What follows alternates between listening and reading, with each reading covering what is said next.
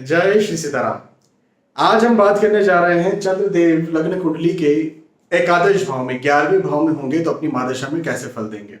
कई वर्षों से मैं आपको ज्योतिष सिखा रहा हूं और यूट्यूब चैनल VS एस्ट्रोलॉजी की playlist astrology lesson in Hindi में आपको कतारबद्ध तरीके से एक के बाद एक क्रमबद्ध तरीके से ऐसे ढेरों सारे वीडियोस देखने को मिल जाएंगे जिन्हें देखकर, जिन्हें सीखकर, जिन्हें समझकर आप एक बेसिक एस्ट्रोलॉजर बन सकते हैं। आज वैसे तो चंद्रदेव के बारे में हमारी बात हो चुकी है, पहले भाव से लेकर के 10वें भाव तक। आज 11वें भाव के बारे में बात कर रहे हैं। सबसे पहले तो ये समझिए कि 11वें भाव का मतलब होता क्या है। तो लग्न कुंडली का 11वां भाव ये होता है, आप सभी को पता है। मैं ये समझ रहा हूं कि आपने वो बेसिक वीडियोस देखे हैं, उसके बाद आप यहाँ पर आ रहे हैं, ठीक है ना। तो 11वें भाव का मतलब क्या होता है, आप सभी को पता है। लाभ, आय, इनकम, पैसा, छोटे मोटे हेल्थ इश्यूज का भाव भी 11वां भाव होता है। लेकिन प्रतिष्ठा का भाव भी होता है और इनकम, सबसे बड़ी चीज तो ये है कि इनकम, आय कितनी हो रही है, ये मुख्यतः 11th हाउस, लग्न कुंडली के 11th हाउस से देखा जाता है। अच्छा, चंद्रदेव जो है वो उनका अपना एक नेचर ये है कि वो जहां बैठेंगे वहां के तो फल देंगे, लेकिन वो जहां बैठेंगे वहां से 7वें भाव के फल भी देंगे। तो यहां से 7वां भाव क्या है, 1 2 3 4 5 6 और 7। तो लग्न कुंडली का 5वें भाव पे यहां से 7वां भाव बनता है, मतलब 5वें भाव के फल भी ये देने वाले हैं। अच्छा, 11th हाउस को हम आपके आसपास सराउंडिंग, जो आपके मित्र, आपके आपके आपका समाज, उसे भी कहते हैं। और 5वें भाव को हम छोटे मोटे जो गेन होते हैं ना, अनसर्टेन गेन भी हम कह सकते हैं, या अचानक से लाभ होते हैं, जैसे शेयर मार्केट में, इंटरनेट ट्रेडिंग में, है ना, कई बार जुआ सट्टा, है ना, इसके लाभ से 5वें भाव को देखा जाता है। लेकिन लव अफेयर, लव रिलेशनशिप भी देखा जाता है। प्रथम संतान तो खैर देखी ही जाती है, लेकिन बुद्धि का स्थान भी 5वां भाव होता है। प्राइमरी एजुकेशन का भाव भी है, तो बहुत ज्यादा महत्वपूर्ण है दोनों ही भाव। अब मैं हमेशा ये बात कहता हूं कि कोई भी ग्रह किसी भाव में अकेला नहीं होता है, किसी न किसी नंबर के साथ होता है। या ये कह सकते हैं कि अलग अलग लग्न की कुंडलियों के आधार पर अलग अलग ग्रह अलग अलग स्थानों पर अपने अलग अलग फल देते हैं। तो यहाँ पर इस प्रकार से बात करनी जरूरी है। तो हम बात ऐसी करेंगे कि अलग अलग लग्न की कुंडली में चंद्र महाराज एकादश भाव में होंगे तो अपनी महादशा में वो कैसे फल देंगे, या अलग अलग राशियों के साथ होंगे तो वो कैसे फल देंगे, इस प्रकार से हम बात करेंगे। तो चंद्रदेव, यहाँ पर हम 1 नंबर से शुरुआत करते हैं। चंद्रदेव 1 नंबर के साथ हो तो अपनी महादशा में कैसे फल देंगे। तो यहाँ 1 हुआ, 2 हुआ, 3 हुआ और ये 4 हुआ। 4 तक लिख के हमने छोड़ दिया, क्यों? क्योंकि हमें 3 जगहों के नंबर जानना जरूरी है बस, उसके अलावा ज्यादा कोई जरूरत है नहीं। कौन से 3 जगहों के नंबर? पहली जगह ये कि चंद्र के साथ कौन सा नंबर लिखा हुआ है, मतलब अभी क्या लिखा हुआ है, 1 नंबर। 1 नंबर का मतलब मेष राशि, मेष राशि के स्वामी मंगल, है ना। दूसरे नंबर पर चंद्र, ये लग्न भाव पर कौन सा नंबर लिखा हुआ है, इसे लग्न भाव कहते हैं। तो इस भाव पर कौन सा नंबर लिखा हुआ है, तो इस भाव पर लिखा हुआ है 3 नंबर। 3 नंबर का मतलब क्या होता है? 3 नंबर का मतलब होता है मिथुन राशि। तो ये मिथुन लगन की कुंडली हो गई अभी हाल फिलहाल में। और 4 नंबर, 4 नंबर क्यों? क्योंकि 4 नंबर का मतलब होता है कर्क राशि। कर्क राशि के स्वामी कौन होते हैं? कर्क राशि के स्वामी होते हैं चंद्र। तो चंद्र की राशि किस भाव पर जाकर के बैठी हुई है, क्योंकि हमें इससे ये पता चल पाएगा कि चंद्र किस भाव के मालिक है ना। तो चंद्र यहाँ पर जो है वो दूसरे भाव के मालिक है, क्योंकि चंद्र की राशि लग्न कुंडली के दूसरे भाव में। इस प्रकार से हमें ये 3 नंबर जानने जरूरी रहेंगे हमेशा। चलिए अब आगे बढ़ते हैं और ये समझते हैं कि ये क्या फल देंगे अपनी दशा में। तो देखो यहाँ पर ना 3 नंबर यानी मिथुन लगन की कुंडली में चंद्र महाराज बैठे हुए हैं, और यहाँ पर ये मान लिया जाता है कि चंद्र बहुत खराब फल देने वाले हैं। मैंने ये देखा है कि चंद्र की दशा में लोग कैरियर को लेकर के बहुत खुश रहते हैं, और खासतौर पर तब जब वो या तो डॉक्टर हो, या फिर IT सेक्टर में हो, कंप्यूटर सॉफ्टवेयर के सेक्टर में हो, तो उसमें बहुत ही ज्यादा सुखी रहते हैं। वैसे और भी सेक्टर हो सकते हैं जिसमें चंद्र बहुत अच्छे फल देंगे, आय में, इनकम में, पैसे में, प्रतिष्ठा में। क्यों? क्योंकि धन भाव के स्वामी का लाभ भाव पर आकर के बैठना, भाई इसको धन भाव कहते हैं, इसे लाभ भाव कहते हैं, मैंने भी बताया था। तो धन के स्वामी का लाभ में आकर के बैठना एक बहुत बड़े धनयोग का निर्माण करता है, और यहाँ पर चंद्र धनयोग का निर्माण कर रहे हैं। और धनयोग का निर्माण करें तो धन तो देंगे, ये बात तो पक्की है। तो धन को लेकर के बिल्कुल भी चिंता की बात नहीं है, पहली बात। दूसरी बात ये कि धन तो आ गया, लेकिन धन के अलावा यदि हम बात करें तो पढ़ाई लिखाई में मन नहीं लगता। भाई मारक ग्रह ना, तो मारक क्या करेंगे, प्रॉब्लम्स तो क्रिएट करेंगे, तो पढ़ाई लिखाई में मन नहीं लगेगा। छोटे मोटे हेल्थ इश्यूज हो सकते हैं, है ना, कहीं ना कहीं लव अफेयर्स के चक्कर में बच्चे फंसे रहे, ऐसी स्थितियां हो सकती है। संतान के पक्ष में लोग बड़े परेशान हो जाते हैं, कई बार ये देखा गया है। तो हेल्थ इश्यूज या पढ़ाई लिखाई के हिसाब से अच्छा नहीं है, लेकिन धन के हिसाब से बहुत अच्छी स्थिति है ये, एक नंबर के साथ। एक के बाद में दो नंबर, 2 3 4, ठीक। अब देखो चार नंबर लगन पर आ गया, मतलब कर के लगन की कुंडली हो गई, और चंद्र महाराज उच्च राशि के बैठ गए। भाई 2 नंबर का मतलब होता है वृषभ राशि, वृषभ राशि में चंद्र उच्च के हो जाते हैं। भैया चंद्र महाराज उच्च राशि के लाभ भाव में लग्नेश होकर के बैठे हो, अभी क्या बोलते हो आप, गोल्डन पीरियड है, कुछ बोल ही नहीं सकते, गोल्डन पीरियड है। मकान, भूमि, गाड़ी, वाहन, नौकरी, व्यवसाय, प्रोफेशन, लाभ, प्रतिष्ठा, सम्मान, बुद्धि, सब सारे दृष्टिकोण से बहुत अच्छा जाने वाला है, गोल्डन पीरियड निकलने वाला है, कुछ बोलने की जरूरत नहीं है। चाहे जो काम करते हो उसमें बहुत उन्नति होगी, बहुत शानदार, पढ़ाई लिखाई सब सब में बहुत उन्नति होने वाली, गोल्डन पीरियड है। 3 नंबर के साथ, 3 4 5। अब 4 नंबर चला गया खर्च के स्थान पर, 12वें भाव को हम कहते हैं खर्च का स्थान, और आय के स्थान पर चंद्र बैठ गए। अब क्या होगा, खर्च का मालिक आय पे बैठ गया, जाने का मालिक आने पे बैठ गया, अभी क्या होगा, जो आया वो गया, मतलब पैसा। ऐसे इंसान के पास चंद्र की दशा में वो बोलेगा मेरे पास पैसा बचता ही नहीं है, परेशानी रहेगा, क्योंकि चंद्र द्वादशीश है, द्वादशीश हमेशा मारक होते हैं, हेल्थ इश्यूज होते रहेंगे, खर्चे ज्यादा होता रहेगा, सेविंग नहीं होगी, बिजनेस तो कर ही नहीं सकता ऐसा व्यक्ति, नौकरी ही करना चाहिए, नौकरी में भी बहुत खुश नहीं रह सकता, पढ़ाई लिखाई में मन नहीं लगे, अफेयर्स हो और उसमें भी कहीं ना कहीं कुछ ना कुछ खटपट चलती रहे, और शेयर मार्केट में यदि बहुत रिस्की कोई इन्वेस्टमेंट करता है तो लॉस हो जाए, ऐसी स्थितियां बनेगी। जुआ सट्टा में तो मतलब वैसे तो किसी को भी जुआ सट्टे में नहीं जाना चाहिए, लेकिन ये व्यक्ति चला गया तो फिर गया, पुश्ते बर्बाद हो जाती है। 3 नंबर के साथ, 3 के बाद में 4 नंबर, 4 5 6। देखो 6 नंबर का मतलब होता है कन्या राशि, कन्या राशि के स्वामी हो जाते हैं कौन, बुध, और बुध की कुंडली में कभी भी चंद्र देवता योग कारक ग्रह नहीं होते, मारक ग्रह होते हैं। लेकिन यहाँ पर हमें यह भी देखना है कि चंद्र स्वराशि आकर के बैठे हुए हैं, और स्वराशि बैठे हैं तो कुछ तो अपना बेनिफिट दे सकते हैं, मारक है सही बात है, लेकिन स्वराशि है, तो हमें यह देखना पड़ेगा कि किस भाव में स्वराशि है। तो 11वें भाव में स्वराशि है, तो 11वें भाव के अपने अच्छे फल वो देंगे। क्या 11वें भाव के अच्छे फल होते हैं, आय, इनकम, पैसा, प्रतिष्ठा जरूर देंगे, बिल्कुल देंगे, लेकिन उसके अलावा 5वें भाव के खराब फल देंगे, पढ़ाई लिखाई में मन न लगे, अफेयर्स हो, संतान ना हो या डिले हो या देरी से हो, कुछ संतान को लेकर के व्यक्ति परेशान रहे, यदि कहीं रिस्की इन्वेस्टमेंट्स किए हैं तो वहां पर लॉस हो, ऐसी स्थितियां चंद्र देवता पैदा कर देते हैं। ठीक है, हाँ बिजनेस की सलाह मैं नहीं दूंगा, नौकरी ही करना चाहिए, नौकरी में लाभ होता रहेगा।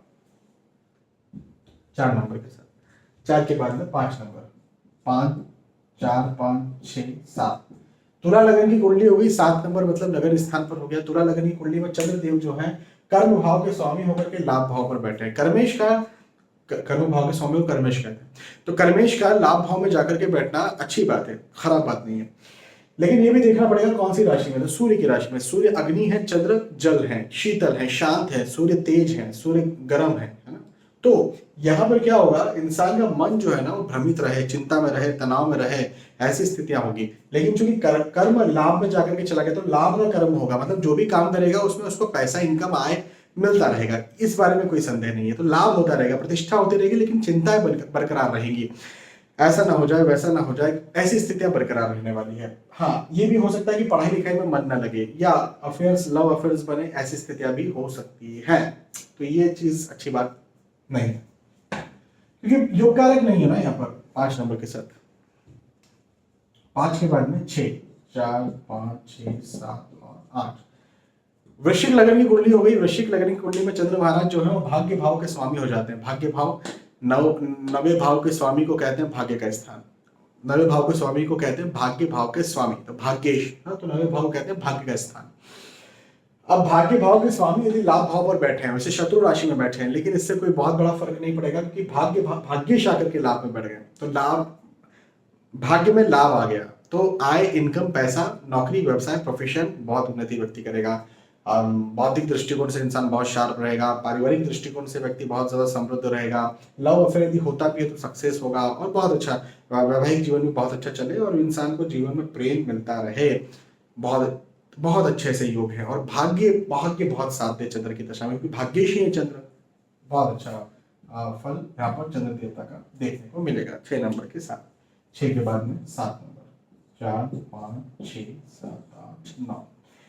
चंद्र देवता अष्टम भाव के स्वामी हो गए। 8वें भाव के स्वामी का कहीं पर भी जाकर के बैठना इन जनरल, मतलब दूसरे भाव में, विपरीत राज्यों की बात अभी हम नहीं कर रहे, कंफ्यूज मत होना। तो 8वें भाव के स्वामी का कहीं पर भी जाकर के बैठना अपने आप में खराब ही फल देगा। सॉरी टू से मैं थोड़ा नेगेटिव बोलने वाला हूँ, लेकिन व्यक्ति को मृत्यु तुल्य कष्ट ये चंद्र की महादशा देती है। चिंता, तनाव, एंजाइटी, डिप्रेशन देती है, चाहे वो पढ़ाई लिखाई करे, नौकरी, व्यवसाय, प्रोफेशन करे। व्यवसाय तो करना ही नहीं, हेल्थ इश्यूज भी देती है, पढ़ाई लिखाई में मन नहीं लगाती है, अच्छी स्थिति नहीं है, बहुत खराब स्थिति है, खराब। 7 नंबर के साथ चंद्र खराब फल देंगे। 8 नंबर के साथ 8, 4, 5, 6, 7, 8, 9, 10। अगेन वही प्रॉब्लम हो गई, चंद्र नीच राशि के हो गए और मकर लगन की कुंडली हो गई। मकर लगन की कुंडली में चंद्र महाराज अति मारक ग्रह होते हैं, तो मारक ग्रह वैसे तो चल ही रहे हैं, ऊपर से नीच राशि के मारक ग्रह, तो अगेन वही बात हो गई। एंजाइटी, डिप्रेशन, चिंता, तनाव चंद्र की दशा में लगा रहता है। इंसान को उन्नति नहीं मिलती, पच जाता है, परेशान हो जाता है, अच्छी स्थिति नहीं है। पेट का निचला हिस्सा, कमर में भी समस्या कहीं ना कहीं चलती रहे, ऐसा भी होता है। हाँ, मन से बहुत दुखी रहता है इंसान ऐसी स्थिति में। 4, 5, 6, 7, 8, 9, 10, 11। 11 नंबर का मतलब होता है कुंभ राशि। कुंभ राशि के स्वामी हो जाते हैं शनि और 6वें भाव के स्वामी चंद्र बनते हैं, और 6वें भाव के स्वामी भी अति मारक हो जाते हैं। भले ही मिथुन राशि में बैठे, लेकिन अगेन मारकत्व वाले फल निभाएंगे। चिंता, तनाव, एंजाइटी, डिप्रेशन, और 6वें भाव को क्या कहते हैं, रोग, ऋण, शत्रु। तो रोग पैदा हो, हेल्थ इश्यूज पैदा हो, ऋण मतलब कर्जा पैदा हो, खर्चे ज्यादा हो, और शत्रुता पैदा हो, पॉलिटिक्स हो साथ में। कई बार कोर्ट केस लिटिगेशन की स्थितियां बन जाए, पढ़ाई लिखाई में मन न लगे, संतान प्राप्ति में दिक्कत हो, पेट की समस्या ज्यादा बने, ऐसी स्थितियां हो जाती है। हाँ, देखो नेगेटिव बोलना मुझे कभी अच्छा नहीं लगता। मैं कभी नेगेटिव बोल देता हूँ तो मुझे खुद को बुरा लगता है कि मुझे नेगेटिव नहीं बोलना चाहिए, लेकिन बात यह है कि मुझे सच बोलना है ना, मैं क्या करूँ, I am not a motivational speaker, मुझे सच बोलना है। 4, 10, 11, 12, 1, 2, 3, 4, ठीक है। तो अभी क्या होगा, देखो अभी ये मीन लगन की कुंडली 12 नंबर लगन स्थान पर रखा हुआ है ना, तो मीन लगन की कुंडली होगी, और मीन लगन की कुंडली में चंद्र महाराज पंचम भाव के स्वामी होते हैं। पंचम भाव के स्वामी भले ही शत्रु राशि में बैठे हैं, लेकिन बौद्धिक दृष्टिकोण से इंसान को बहुत शार्प करेंगे, बहुत बुद्धिमान बनाएंगे। हाँ, चिंता तनाव व्यक्ति कर रहा होगा क्योंकि शत्रु राशि में बैठे हुए चंद्र चिंता तनाव करने वाला होगा, लेकिन शार्प भी होगा। जो डिसीजन लेगा वो सही डिसीजन लेगा, ये बात भी सही है। होते ना कुछ लोग थोड़े से डर डर के चलते हैं, लेकिन वो सक्सेस रहते हैं, ऐसा इंसान ऐसा रहता है। नौकरी, व्यवसाय, प्रोफेशन में बहुत उन्नति करने वाला ऐसा व्यक्ति, पढ़ाई लिखाई के दृष्टिकोण से बहुत शार्प होने वाला, बहुत अच्छी स्थिति है, बहुत अच्छी स्थिति है। मतलब फिजूल में इंसान चिंता करते रहता है, तनाव करते रहता है, परेशान होते रहता है, ये एक बात है फिजूल में, मतलब कोई मतलब ही नहीं होता है। लेकिन सामान्यतः यदि प्रैक्टिकल जीवन देखेंगे तो फिर उसका जीवन बहुत अच्छा रहता है, उन्नति करता है वो। लेकिन परेशान, मैं यहाँ जाऊंगा तो कहीं ऐसा नहीं हो जाए, अरे बाप रे ऐसा हो सकता है, तो दिमाग में हजारों कल्पना कर लेगा, और वहां जाएगा तो वहां ठीक है, स्ट्रगल हर किसी को लगता है या मेहनत हर किसी को लगती है, तो उसको भी लगेगी, उसके बाद वो जीत भी जाएगा, मतलब उसको सक्सेस भी मिल जाएगी। लेकिन पहले ही परेशान हो लिया बहुत ज्यादा, और फिर वहां से जब आया तब ये, यदि ऐसा हो जाता तो मेरे साथ ऐसा बिगड़ सकता था, लेकिन ऐसा हो गया, इस वजह से मेरा सुधर गया। अभी मतलब फिजूल की बात है, सक्सेस मिल गई, लेकिन फिजूल की बातें पहले भी थी, बाद में भी है, तो इस प्रकार की स्थितियां पैदा हो जाती है, उससे बचना चाहिए। बाकी बहुत अच्छी स्थिति है यदि मेंटल प्रॉब्लम से निकल गए तो। 10 नंबर, 10 के बाद में 11 नंबर, 11, 12, 1, 2, 3, 4।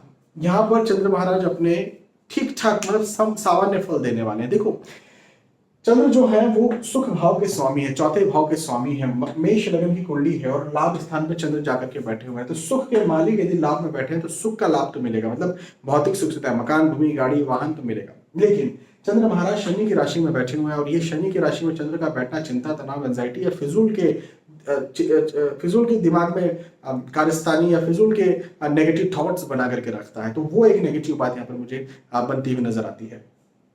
लेकिन उसके अलावा इंसान शार्प होगा, बुद्धिमान होगा, है ना। हाँ, माता को छोटे मोटे रोग हो सकते हैं, व्यक्ति को भी छाती संबंधी या हृदय संबंधी समस्या हो सकती है। व्यवसाय करने की सलाह मैं नहीं दूंगा, लेकिन नौकरी ही करना चाहिए, लेकिन नौकरी में आय होती रहेगी, इनकम होती रहेगी, व्यक्ति आगे बढ़ता रहेगा। 11 नंबर के साथ 11 के बाद में 12 नंबर, फाइनली 12 नंबर, 12, 1, 2, 3 और 4। तृतीयेश वृषभ लगन की कुंडली में तृतीयेश चंद्र लाभ में बैठे हुए हैं। तृतीयेश का मतलब क्या होता है, भगाने दौड़ाने वाला, परेशान करने वाला, है ना, बहुत ज्यादा परेशान करने वाला। तो बस वही बात हो गई कि परेशान करने वाला ग्रह लाभ में बैठा हो तो लाभ होने में परेशानी होगी। आय, इनकम, पैसे कमाने में परेशानी होगी। बिजनेस ऐसा व्यक्ति करेगा तो लॉस जाएगा।